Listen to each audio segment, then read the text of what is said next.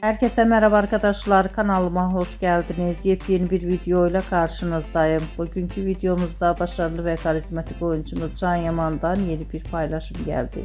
Can Yaman birlikte çekildikleri Francisco Chillemi ile Viole Kame İlmare dizisinden olan muhteşem görüntülerini sosyal medya hesabından tekrar paylaştı. Ben de bu görüntüleri sizler için YouTube kanalımda video halinde sunuyorum. Umarım beğenirsiniz.